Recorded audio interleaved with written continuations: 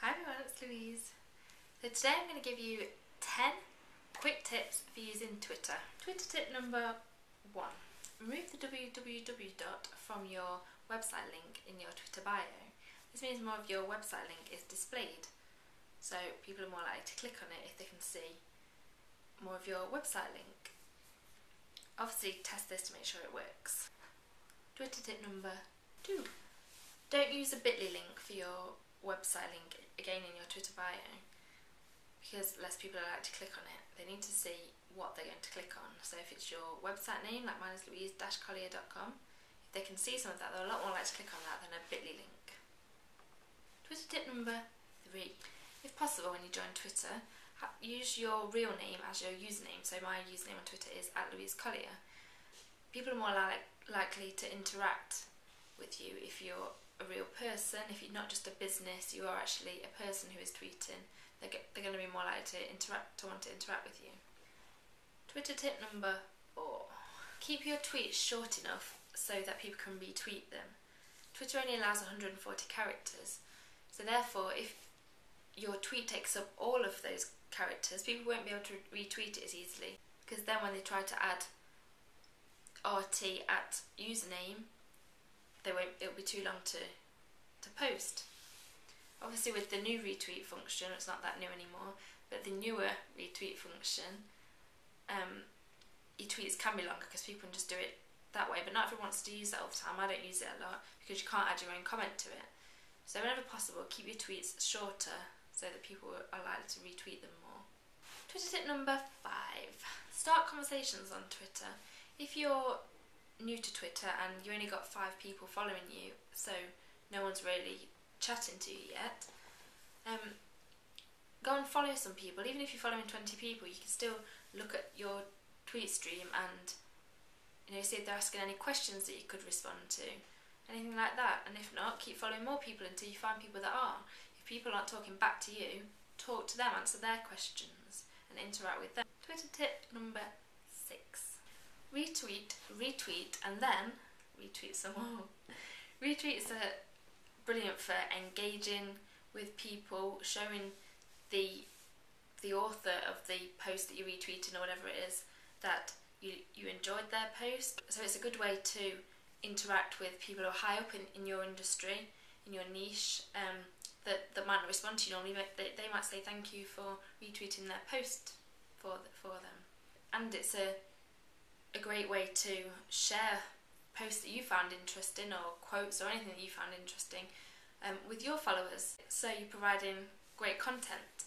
Another great thing to do when retweeting someone's post, when you're retweeting it the old way, so RT at username, is to add your own comment to it.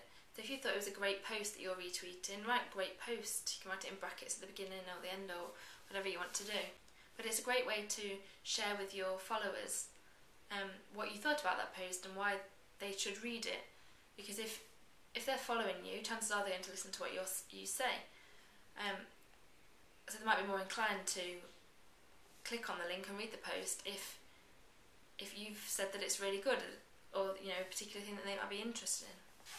Twitter tip number 7. If you want more followers, follow more people. It really is as simple as that.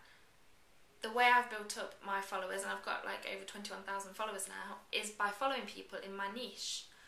I found people who I am interested in my niche, and go onto Twitter and click on the link that shows their followers and follow all of them.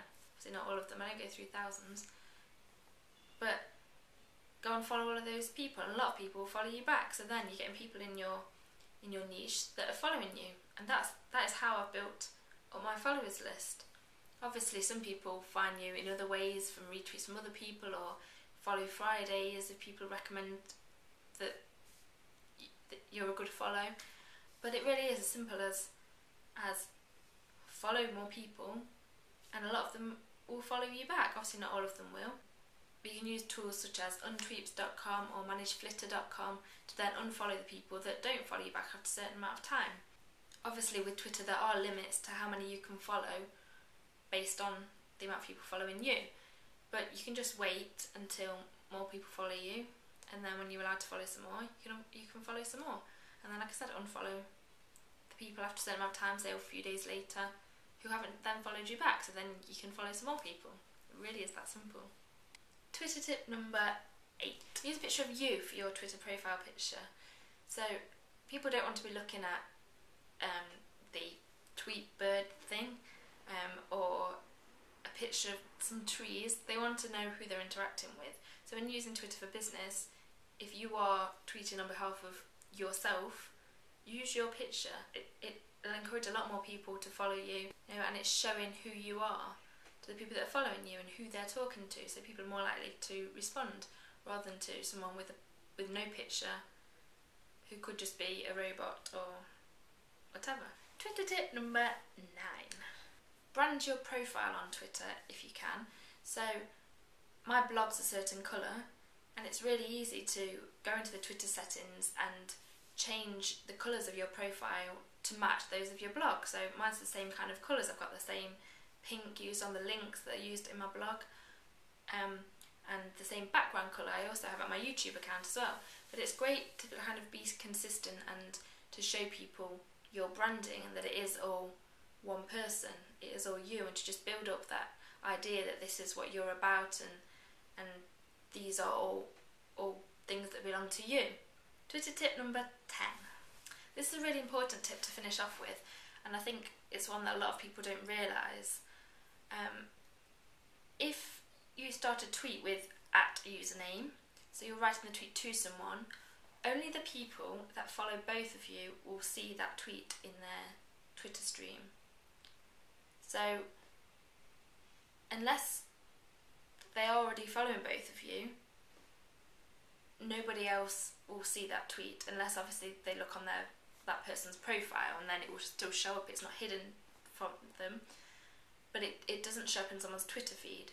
So for example, if someone followed me and say they also followed, say, Sean Malarkey, for example, if I wrote a tweet to Sean saying @ Sean Malarkey, starting with that and then the tweet, if they followed both of us, they would see that tweet. But if they didn't, it wouldn't show up in their Twitter stream. So a lot of people make the mistake of, say for Follow Fridays, they'll put the person's username who they're recommending at the beginning of the tweet. So they'll start it with @Louise Collier, for example. But people will only see that tweet if they already follow me. So obviously it's a bit of a waste. You're only recommending that person to people who already follow them, because the other people won't see that tweet.